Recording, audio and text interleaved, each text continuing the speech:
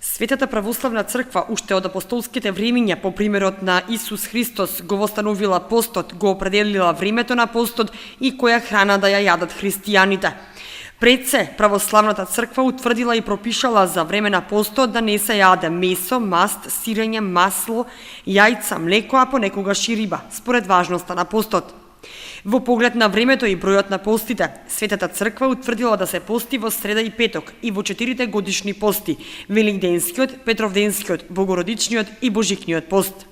Од понеделник започнува Петровденскиот пост, востановен во чест на апостолите кои биле пратени од Исус да го проповедаат Евангелието.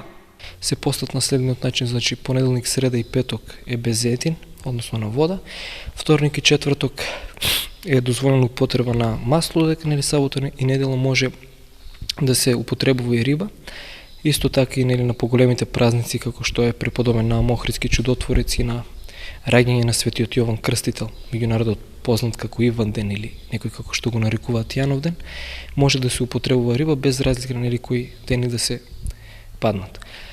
Би апелирале, значи, уште еднаш би споменал луѓето повеќе да обрнуваат внимание на духовниот пост, значи пред се на односот кон Бога, односот кон самите себе и односот кон ближните, додека нели од секундарна важност е телесниот пост, кој што нели може да биде ублажен, и ова правило може да биде ублажено за оние категории на луѓе кои што имаме претходно кажано, за нели болните, стари, родилки, почетници во верата.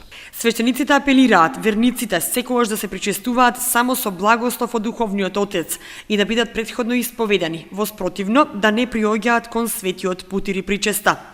За евентуално разрешување од пост на болните, бремените и почетниците во верата да разговараат со својот Отец, а не самоволно едни на други да си даваат разрешница, додава Арсовски.